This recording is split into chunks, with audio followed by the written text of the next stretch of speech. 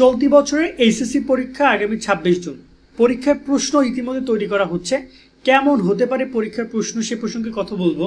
তোমরা সম্পূর্ণ নতুন একটা সরকারের অধীনে পরীক্ষা দিচ্ছ। হ্যাঁ, সরকার পরিবর্তনের কারণে তোমাদের প্রশ্নের উপরে বড় একটা পরিবর্তন তোমরা লক্ষ্য করবা।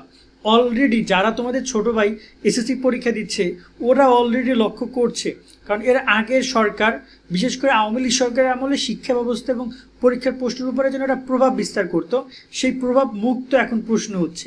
কেমন প্রশ্ন তাদের হচ্ছে, তোমাদের কেমন প্রশ্ন হবে এটা নিয়ে কথা বলবো। অবশ্যই এসএসসির সাথে এইচএসসির প্রশ্ন আকাশ পাতাল তফাৎ। তার একটাই কারণ, তোমাদের পড়াশোনার লেভেলটা অনেক অ্যাডভান্স।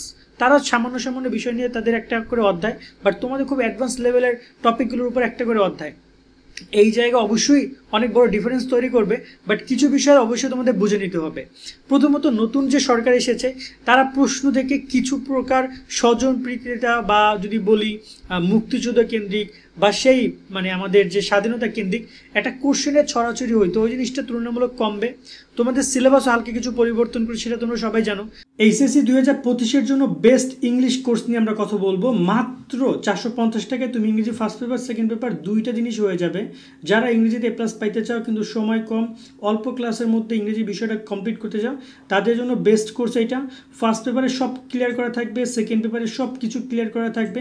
প্রায় 30টি ক্লাস, মাত্র 450 টাকা ক্লাসটা এটা। এবং এটা তোমাদের নাইট 24-এ তোমরা ইংলিশ বই তো পড়েছো, ইংলিশ এ প্লাস, সেই প্রকাশনী থেকে এই কোর্সটা পাবলিক করা হয়েছে। তোমরা যে তাদের নাম্বারও কল দিয়ে বিস্তারিত জেনে কোর্স ভর্তি হতে পারো। আমি ডিসক্রিপশনে তাদের সকল তথ্যগুলো দিয়ে রাখবো, যেখান থেকে যোগাযোগ করে তোমরা চাইলে কোর্সটা কিনতে পারবা। সে সিলেবাস কেন্দ্রিক প্রশ্ন হবে। হ্যাঁ, সিলেবাসের বাইরে থেকে কোশ্চেন করেনি, তবে দুই একটা বোর্ড এসএসসি পরীক্ষা যে কোশ্চেন করছে তা আসলে আমরা তাকিয়ে রয়েছি কোশ্চেনের দিকে। এমনকি ভুল কোশ্চেনও করেছে অনেক বোর্ড এসএসসি পরীক্ষা। তোমাদের ক্ষেত্রে এমন কিছু হবে কিনা সেটা বলতে পারছি না, কিন্তু প্রশ্নের কঠিনের যে বিষয়টা, সহজ হবে নাকি কঠিন হবে, এটা নিয়ে আমি একটু পার্ট বাই পার্ট আলোচনা করি। ফার্স্ট আমি কথা বলি তোমাদের বাংলা ইংরেজি আইসিটি নিয়ে। দেখো, বাংলা ইংরেজি আইসিটি সবগুলো বোর্ড 9টা বোর্ড এবং তোমার কারিগরি মাদ্রাসা মিলিয়ে 11টা বোর্ড। কোশ্চেন খুব বেশি কঠিন করবে না তারা, কারণ এই কোশ্চেনগুলো খুব ইজি কোশ্চেনই করে। তারপরে শিক্ষার্থীরা অনেকে রেজাল্ট খারাপ করে, বাট যদি তুমি মোটামুটি কাজে ভালো প্রিপারেশন নাও তাহলে খুব ইজি কোশ্চেন অ্যান্সার দিতে পারবা। তবে ইংরেজি সেকেন্ড পেপারের রাইটিং পার্টে এবং ইংরেজি ফার্স্ট পেপারের তোমার রাইটিং পার্টে এসে নতুন কিছু কিছু জিনিস প্যারাগ্রাফ বা বিভিন্ন জায়গায় যুক্ত হইতে পারে, যেমনটা আমরা এসএসসি পরীক্ষায় দেখেছি। কোনো একটা বোর্ডে এমন একটা প্যারাগ্রাফ দিয়েছে যেটা বইতে নাই, দিয়ে দিচ্ছে সেটা। এরকম দুটো জিনিস অদ্ভুত অদ্ভুত ঢুকতে পারে, সেটা তোমাদের লাকের উপর ডিপেন্ড করে। বাট খুব বেশি আনকমন কিছু আসবে না, বিগত সাল থেকে আসবে এবং অন অ্যাভারেজ ভালো কোশ্চেন হবে। কিন্তু বাংলার কথা যদি বলি, এবং বাংলা দ্বিতীয় পত্র, প্রথম পত্র, দ্বিতীয় পত্র, এটা খুব বেশি কঠিন কোশ্চেন আসবে না। আইসিটির কথা যদি বলি, হ্যাঁ, আইসিটিতে একটা ব্যাপার থাকবে। আইসিটিতে তোমাদের কোশ্চেনের আমরা যে জিনিসটা দেখছি যে প্রচুর মিক্সড কোশ্চেন তারা করছে। এবং 24-এ যখন তোমাদের যে ব্যাচ ছিল ওরা কিন্তু আইসিটি এক্সাম দিছে, ওদের অনেকগুলো এক্সাম হয় নাই, বাট আইসিটি এক্সাম হয়েছিল, আরও কয়েকটা গ্রুপ সাবজেক্ট এক্সাম হয়েছিল। সো ওদের যে কোশ্চেনের যে বিষয়টা ছিল, আমরা দেখছি অনেক মিক্সড কোশ্চেন তারা করেছে। একাধিক অধ্যায় মিলে মিক্সড কোশ্চেন করেছে, একাধিক টপিক নিয়ে মিক্সড কোশ্চেন করেছে। আগে যেটা ছিল যে একটা স্পেসিফিক টপিকের উপরে কোশ্চেন করা, তা কিন্তু হয়নি। এবং 24-এ কিন্তু আওয়ামী লীগ সরকার কোশ্চেন করেছিল, বাট নতুন সরকার কীভাবে আইসিটি কোশ্চেন করে সেটা আসলে দেখার ব্যাপার। কিন্তু যদি এসএসসি থেকে যদি আমরা উদাহরণস্বরূপ টানি, দেখা গেল যে ওদের ফিজিক্স পরীক্ষা হয়েছে ওই দিন, 3টা অধ্যায় মিলিয়ে একটা সৃজনশীল করেছে। 3টা অধ্যায়, ওদের তো পুরো বই পরীক্ষা হয়েছে। ফিজিক্সে প্রায় 14টা অধ্যায়, তোমরা তো পড়ে আসছো, জানো, প্রায় 14টা না 12টা অধ্যায়, সেখান থেকে মাত্র 3টা অধ্যায় নিয়ে একটা প্রশ্ন করেছে। এমনও উদাহরণ রয়েছে। সো তোমাদের ক্ষেত্রেও এই জিনিসটা পরিলক্ষিত হবে যে তোমাদের গ্রুপ সাবজেক্টগুলোতে খুব মিক্সড কোশ্চেন হবে। কোশ্চেনে দেখা যায় 3টা-4টা কোশ্চেন সহজ হবে, 3টা-4টা কোশ্চেন মিডিয়াম থাকবে, আবার 2-3টা কোশ্চেন খুবই কঠিন হবে। সো পড়াশোনা করার ক্ষেত্রে বলবো একটু সচেতন হয়ে পড়াশোনা করো।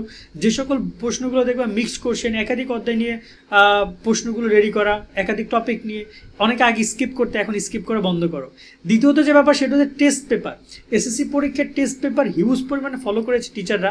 আসলে টেস্ট পেপার তো ফলো করে নাই, টিচার টেস্ট পরীক্ষায় যে প্রশ্ন দিয়েছে ওই প্রশ্নটা বোর্ডে সাবমিট করেছে, দেন ওটা গ্রান্টেড হয়ে গেছে। দেখা গেলো যে ওর টেস্ট পরীক্ষায় যে কোশ্চেন আসছে সেটা বোর্ড পরীক্ষায় কোশ্চেন আসছে হালকা কিছু চেঞ্জ করে। সো তোমাদেরকে পরামর্শ দেবো টেস্ট পেপারটা সলভ করো।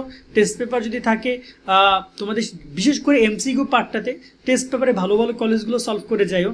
দেখা গেল যে হয়তো বা প্রশ্ন কর্মকর্তার প্রশ্ন তুমি পড়ে যাচ্ছ, সে প্রশ্ন সে পরীক্ষাও দিয়ে দিল, এমন ঘটনা ঘটছে।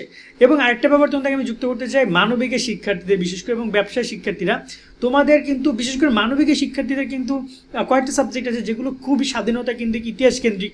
সেখানে অনেক প্রকার মানে তোমার বলা যায় যে বঙ্গবন্ধু বা মুক্তিযোদ্ধা বা কোনো কোনো স্পেসিফিক টপিকের উপরে খুব বেশি কোশ্চেন করতো, 2টা 3টে পর্যন্ত আসতো। আমরা পোলা মানে 2-3টা অধ্যায় পড়ে যেতে বলতাম, সত্যিও 2-3টা পড়ে গেলে ওরা ভালো অ্যান্সার করে আসতে পারতো। বাট এবছর সাজেশন দেওয়া থেকে শুরু করে পড়াশোনার ক্ষেত্রে তোমাদেরকে কষ্ট করতে হবে, প্রচুর মিক্সড কোশ্চেন হবে এবং খুব বেশি ওই টপিকগুলো থেকে কোশ্চেন আসবে না। এখন দেখা গেল একটা অধ্যায় আছে শুধু বঙ্গবন্ধুকে নিয়ে, একটা অধ্যায় আছে শুধুমাত্র ধরুন যে একটা আন্দোলন নিয়ে, কোশ্চেন তো ওখান থেকে আসবে কিন্তু একটু ডিপ্লোম্যাটিক ওইতে আসবে, মিক্সড কোশ্চেন আসবে। দেখা যায় যে একটা মানে জনরা থাকে না যে আমরা ওই শুধুমাত্র বঙ্গবন্ধু কেন্দ্রিক কোশ্চেন পাইতাম আগে শেখ মুজিবুর রহমান, সেটার তুলনায় তোমরা একটু কম পাবা। ঠিক আছে, আমি তোমাদেরকে এটা বলবো। এবং এমনকি তোমাদের বাংলা যে রয়েছে সেখানেও কিন্তু স্বাধীনতা মুক্তিযুদ্ধ নিয়ে বেশ কিছু কবিতা টবিতা রয়েছে, ওগুলো থেকে কোশ্চেন আসার সম্ভাবনা তুলনামূলক কম। এই সিরিজে আমরা খুবই কম দেখেছি, শুধু 71 দিন থেকে মনে একটা না 2টা আসছে, বাকিগুলো থেকে কোনো কোশ্চেনই দেয় না। সো আমি তোমাদেরকে বলবো পড়াশোনার ক্ষেত্রে একটু চিন্তা ভাবনা করে পড়াশোনা করে, খুব বেশি কঠিন কোশ্চেন আসবে না। তবে নতুন সরকারের ক্ষেত্রে মিক্সড কোশ্চেনের আমরা বেশ বড় একটা প্রবণতা এসএসসি পরীক্ষা দেখেছি, তোমরাও সেটার সম্মুখীন হতে পারো। এটাকে তারা সৃজনশীলতা বলতে বোঝানো হয়েছে যে তোমার সৃজনশীলতা দক্ষতাকে প্রকাশ করা। সো তারা ওইভাবে দক্ষতাকে মূল্যায়ন করার চেষ্টা করছে, যাতে করে একজন শিক্ষার্থী কতটুকু পড়েছে সেটা তারা মানে চিন্তাভাবনা করে সেভাবে কোশ্চেনগুলো করছে। সো তোমাদের পড়াশোনার ক্ষেত্রে একটু চেঞ্জিং আনা দরকার বলে আমার মনে হয়, আর বাকি সব কিছু ঠিকঠাক থাকবে।